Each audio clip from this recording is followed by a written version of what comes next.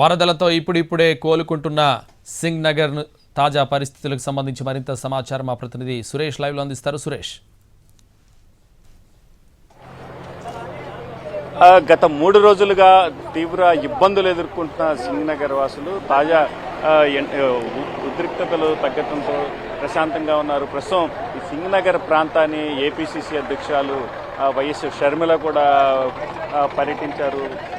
ఎవరైతే ఈ సింగ్ నగర్లో ముంపు ప్రభావిత ప్రాంతాల్లో ఇబ్బందులు పడుతున్నారో వారిని పరామర్శించిన పరిస్థితి కనిపించింది. మొత్తం వారికి ఆమె భరోసా కూడా ఇచ్చారు. కాంగ్రెస్ పార్టీ తరఫున అండగా ఉంటామని చెప్పారు. ప్రస్తుతం మనం ఈ సింగ్ నగర్ కాలనీలో ఉన్నాం.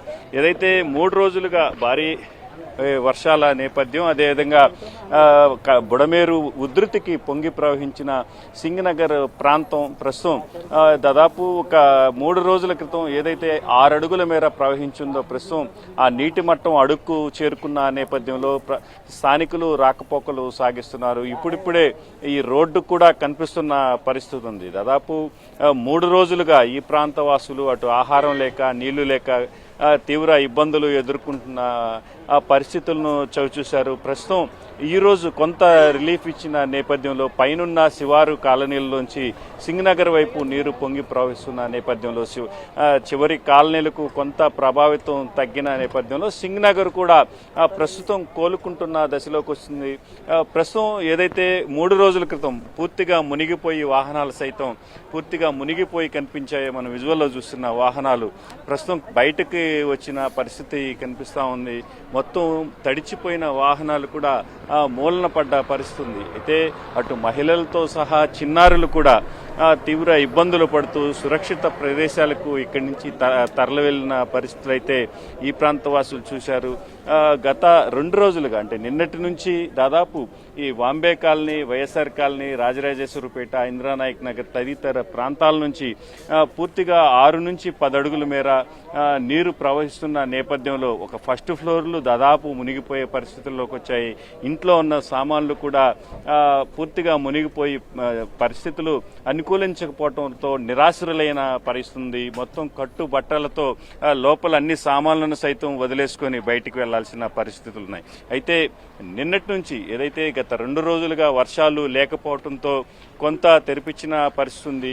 అటు బుడమేరు కాలువకు కూడా ప్రస్తుతం ఫ్లో పెరిగిన నేపథ్యంలో సింగ్ నగర్ నుంచి నీరు బయటికి తరలి వెళ్తుంది. ప్రస్తుతం ఏదైతే మనం సింగ్ నగర్ ఫ్లైఓవర్ పైన చూస్తున్నాం, ఈ సమీప ప్రాంతాల్లోని శివారు కాలనీల్లోంచి అటు ఆంధ్రప్రభ కాలనీ, అదేవిధంగా వాంబే కాలనీ తదితర ప్రాంతాల నుంచి ప్రజలు కూడా పెద్ద ఎత్తున సురక్షిత ప్రాంతాలకు తరలి వెళ్తున్నారు. ఓవైపు ముంపు తగ్గిపోయినప్పటికీ ప్రస్తుతం మాత్రం గత 3 రోజులుగా అటు విద్యుత్తు లేకపోవటం, మంచినీళ్లు కూడా లేకపోవడంతో కనీసం వాష్రూములకు కూడా వెళ్లలేని పరిస్థితుల్లో వాళ్ళు సురక్షిత ప్రాంతాలకు తరలి వెళ్లేందుకే మొగ్గు చూపుతున్నారు.